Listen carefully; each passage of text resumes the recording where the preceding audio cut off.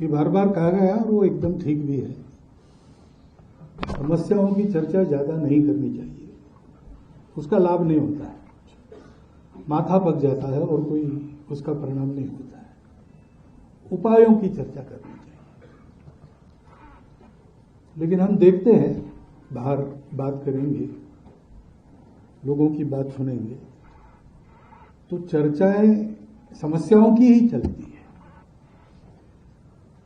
और विषय में भी है विश्व की समस्या। इसलिए मैं समस्याओं से प्रारंभ कर रहा हूं। मुझे स्वयं को समस्याओं की चर्चा ज्यादा पसंद नहीं आती। उपाय क्या करना ये तय करने के लिए जितनी चर्चा करना उतनी पर्याप्त रहेगी, लेकिन विश्व समस्याओं से घिरा है। चर्चा का एक कारण यह भी होगा कि हम आधुनिक युग में यहां बैठे हैं तो हमको जितना इतिहास मालूम है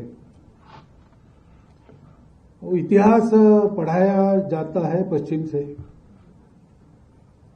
अभी अपने देश में कुछ पाठ्यक्रम बदल रहे ऐसा सुन रहा हूं, जब आएंगे तब आएंगे, लेकिन तब तक तो जो पुराना पाठ्यक्रम है पाश्चात्यों की दृष्टि से इतिहास वो पढ़ाया जाता है। तो वो सामान्यता उनके हिसाब में भारत तो है नहीं, दुनिया के नक्शे में तो भारत दिखाई देता है भूगोल में, लेकिन विचार में कहीं भारत नहीं होता। पुस्तकों को भी देखिए, उसमें सब मिलेंगे, चीन मिलेगा, जापान मिलेगा, भारत नहीं मिलेगा। लेकिन उस इतिहास में जिन समस्याओं को लेकर मनुष्य के प्रयत्न हुए वो 2000 साल तक हुए।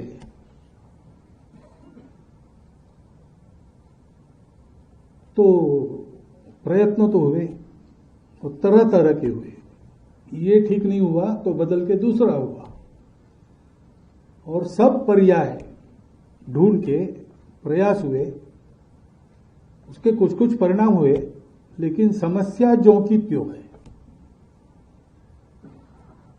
तो विश्व की समस्याओं का विचार करते हैं तो वो समस्याओं की लिस्ट 2000 वर्ष पुरानी है।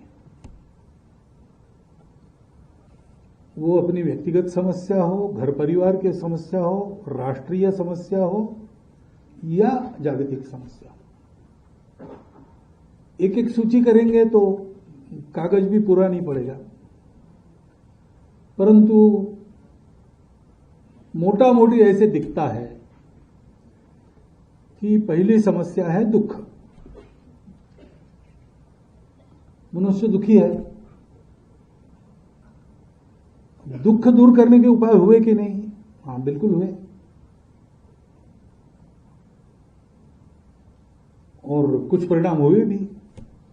और विज्ञान इतना प्रगत हुआ है तो सारा सुखपूर्वक ही होता है। 100 साल पहले यहां हम होते और मुझे ये भाषण करना पड़ता तो ये नहीं था। तिलक जी के वगैरह भाषण जो पहले पहले होते थे, बाद में लाउड स्पीकर आ गया, लेकिन उसके पहले 10-10 हजार की सभा में वक्ता को चिल्ला चिल्ला के बोलना पड़ता था। तो अब भाषण बड़ा आसानी से कर सकते हैं, इसलिए भाषण का समय भी लंबा हो जाता है। परिश्रम करके बोलना हो तो आदमी 10 मिनट में समाप्त कर। अभी मुझे 1 घंटा रखा है भाषण के लिए, परंतु ऐसी सुविधाएं सब मामलों में आ गई है। इधर से उधर जाना है, कहां लोग पदयात्रा विशेष तो है ही है। पहले सारी दुनिया में पदयात्रा ही करनी पड़ती थी, लेकिन अब ऐसा है कि यहां से वहां जाना बहुत आसान की बात है। 2 दिन कहां गए थे भैया? अमेरिका जाके आया है, ऐसा आदमी सीधा कहता है। तो विज्ञान आया है तो सुख सुविधा बहुत बढ़ी है, प्रयास हुए, उसके कारण सुख बढ़ा, लेकिन दुख गया नहीं। दुख है, अभी भी है। कौन दुखी नहीं है? आप प्रयोग करके देखिए। रास्ते पर भीख मांगने वाले से लेकर किसी करोड़पति को वहां तक सबको पूछिए सुखी हो ना, तो सब लोग अपना अपना दुख बताएंगे। तो ये क्या चीज है भाई? इतना सुख निर्माण किया, दुख वैसा का वैसा है। दूसरी समस्या जो तब भी थी, आज भी है, चर्चा होती है, वो है कलह। उन्नीस 1950 में मेरा जन्म हुआ, तब से आज तक एक एक साल देखता हूं तो कोई साल ऐसा नहीं है जहां दुनिया में कहीं ना कहीं किसी न किसी के आपस में लड़ाई चल रही हो, न हो। प्रतिवर्ष बड़े युद्ध है, छोटी छोटी चलते रहती है। सर्वत्र कलह है। कलह से नुकसान होता है, कलह से रक्तपात होता है, जीवों की हानि होती है, माल असबाब सारा समाप्त हो जाता है, वगैरह वगैरह। सबको पता है, अनुभव कितने बार ले चुके हैं। पहले महायुद्ध के बाद पुस्तकें लिखी गई, Farewell to Arms, All Quiet on Western Front, सारा शांति की वकालत करने वाली पुस्तकें, उत्तम उत्तम साहित्य उत्पन्न हुआ। फिर से युद्ध न हो इसलिए लीग ऑफ नेशंस हो गई, लेकिन दूसरा महायुद्ध हुआ, और दूसरा महायुद्ध होने के बाद लीग ऑफ नेशंस की यूनो बन गई, और प्रयास हुए। लेकिन आज हम सोच रहे तीसरा महायुद्ध होगा क्या? ऐसा बार बार क्यों हो रहा है? शांति के प्रयास भरपूर हुए, शांति आई क्या? नहीं आई। पहले थी, वो भी चली गई। ये क्यों हो रहा है? अज्ञान की एक बात है। अज्ञान दूर हुआ ऐसा कहेंगे तो ऐसा लगता है कभी कभी कि अज्ञान का प्रकार बदला है। मनुष्य का ज्ञान तो बहुत बड़ा है, यानी अब चंद्र और मंगल की बातें मालूम हो गई है। एक कोशिका में जो क्रोमोसोम है उसके जीन की बात मालूम हो गई है। मनुष्य क्या नहीं कर सकता, अब जीव का निर्माण करना ही बाकी है, ऐसा लगता है। इतना ज्ञान बड़ा है, परंतु अज्ञानी लोगों की संख्या बहुत बड़ी है। साक्षर लोग हैं, सुशिक्षित लोग कितने हैं पता नहीं, और सुशिक्षित भी बढ़ गए, लेकिन सुसंस्कृत कितने हैं पता नहीं। इससे नहीं जानता था। देहात में झोपड़ी में रहने वाला भी जानता था, जड़ी बूटी जानता था, कुछ जानता था, प्रतीति थी उसके पास, अनुभव था, और वो देख लेता था उसको। अब वैद्यकीय ज्ञान तो बहुत बढ़ गया है, लेकिन वास्तव में कितने हम सुशिक्षित लोगों को उसका ज्ञान कितना है? हम तो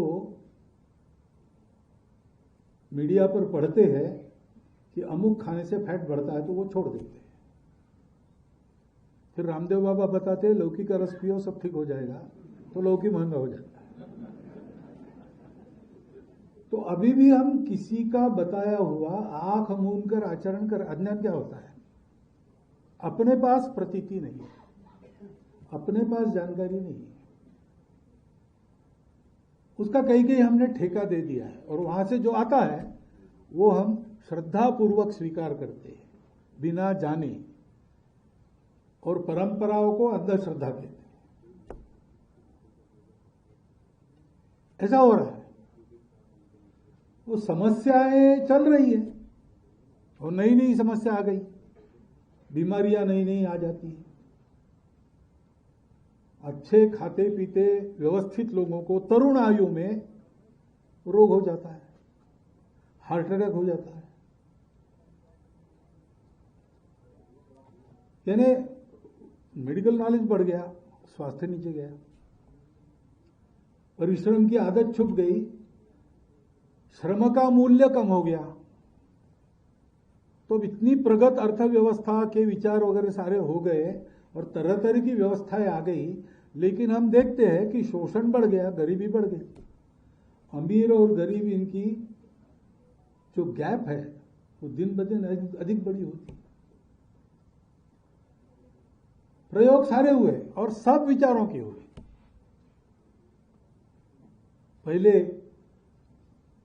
जब आदमी सुस्थिर हो गया, कबीले गांव में परिवर्तित हो गए, एक जगह रहने लगे, तब से कोई चाहिए, बिना किसी शास्ता के ठीक चलेगा नहीं, इसलिए राजा आया, राजा ठीक करेगा। कुछ दिन तो ठीक रहा, फिर राजा भी जुल्मी बन गया। तो फिर उसकी प्रतिक्रिया में कुछ साक्षात्कारी पुरुष संत महात्मा निकले, उन्होंने कहा भाई असली राजा तो भगवान है, किंग ऑफ द किंग्स है वो, उसकी मानो। इस राजा की क्या मानना? जो राजा उस राजा की मानेगा, उसके नियमों के अनुसार चलेगा, उसी की मानना है, वही सही राजा है।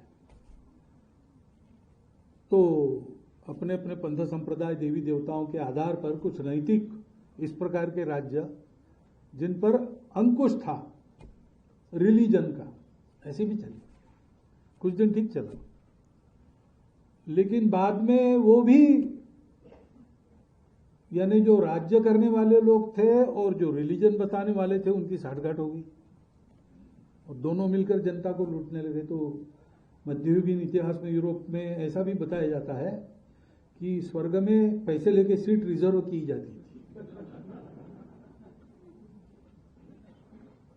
ये होने लगा तो जनता परेशान हो गई, जाए तो जाए कहां? तो विज्ञान आ गया। तो विज्ञान के बारे में फिर वैज्ञानिकों ने कहा कि ये सब अंधश्रद्धा की बातें छोड़ दो, भगवान है तो मेरे टेस्ट ट्यूब में आना चाहिए, तभी मानूंगा, नहीं तो नहीं मानूंगा। सब तर्क वगैरह में सारा लेके आए, उसके कारण बहुत राहत मिली और सुख सुविधाओं में बढ़ोतरी होने लगी। लेकिन फिर लोगों ने देखा कि शोषण हो गया। विज्ञान का उपयोग मनुष्य हित की बातें उत्पन्न करने के लिए कुछ हुआ ही है, परंतु शस्त्रास्त्र उत्पन्न करने के लिए भी हो, उसके बलबूते सारी दुनिया पर अपना साम्राज्य भी पैदा हो गए। साम्राज्यों ने क्या किया? अपने अधीन देशों को लूट कर अपना घर भरा। ये होने लगा तो फिर इस पूंजीवाद की प्रतिक्रिया में साम्यवाद आया। लोगों में एक नई आशा जगी, लेकिन उसका क्या हुआ हम जानते हैं। दो क्लास है, जिनके पास सब कुछ है और जिनके पास कुछ भी नहीं। जिनके पास कुछ भी नहीं उनको संगठित होकर राज करना चाहिए, शोषण समाप्त होगा, ऐसा करके चले। लेकिन वो क्लास तो गए नहीं, withering away of the classes हुआ नहीं, वो दो के तीन बन गए। जिनके हाथ में शासन आ गया वो शोषक हो गए, सारा सामान्य समाज शोषित हो गया और इनकी मदद करने वाले, शोषकों की मदद करने वाले प्रशासक, साइंटिस्ट वगैरह ऐसे लोगों का एक न्यू क्लास बन गया। मेलोन जिलास नाम के और कम्युनिस्ट कार्यकर्ता थे, उन्होंने पुस्तक लिखी। तो सब प्रयोग हुए, भगवान को न मानने वाले भी हुए, भगवान को मानने वाले भी हुए। लेकिन हम देखते हैं कि समस्याएं तो अपने जगह बरकरार है। साधन मिल गए, सुविधा मिल गई, भौतिक सुख आ गया, दुख गया नहीं। ज्ञान बढ़ा, लेकिन ज्ञान के प्रकाश में जीवन निरामय होना चाहिए, वो निरामय नहीं हुआ। अब तो भय बहुत बढ़ गया है, निर्भय होना चाहिए था, लेकिन अब तो बहुत सब जगह भय बढ़ गया है। हमारा अपना नित्य का अनुभव है, अपने घरों में भी हम सुरक्षित है कि नहीं, ऐसा कभी कभी लगता है। सारी व्यवस्था है, पहले अपने देश में पुलिस नहीं थी, बहुत पुराने जमाने में, अंग्रेजों के आने से पहले पुलिस नाम की व्यवस्था नहीं थी। आज पुलिस है, भरपूर संख्या है उनकी, लेकिन फिर भी सुरक्षा नहीं। समस्याओं की चर्चा इसलिए होती है कि 2000 साल से समस्याएं बरकरार है, उपाय हो रहे लेकिन उपाय मिलता नहीं। क्या गड़बड़ है, इसका चिंतन करते हैं तो ध्यान में आता है कि अगर अधूरी दृष्टि लेकर करने के लिए गए तो ऐसे ही होता है। उपाय जिसका करना है, जिनका करना है, उनके बारे में ज्ञान क्या है। यहां दो प्रकार हो जाते हैं, सारी दुनिया में दो प्रकार हो जाते हैं। एक दृष्टि कहती है कि ये सारी दुनिया अलग अलग है, इसको जोड़ने वाला कुछ नहीं है, और इसलिए इनका जो संबंध है वो एक सौदा है। जो मेरे उपयोग का है वो मेरा है, वो मेरे उपयोग का है, इसलिए उसकी मैं रक्षा करता हूं। जिसका मेरे लिए कोई उपयोग नहीं, मैं उस पर ध्यान नहीं देता हूं, और जो मेरे उपयोग में बाधक बनता है उसको समाप्त करता हूं। जो उपयोग का है, जब तक उपयोग है तब तक रखता हूं, नहीं तो उसको भी फेंक देता हूं। क्योंकि इस दुनिया में सब अलग अलग है, इसलिए मुझे जीना है। बाकी नहीं जिए तो मेरा क्या लेने जाना, मैं तो सबसे अलग एक अकेला हूं। तो मुझे सुख चाहिए, और सुख के साधन मर्यादित है। सुख की इच्छाएं अनंत है, उसका अंत नहीं होता, इसलिए आपस में स्पर्धा है।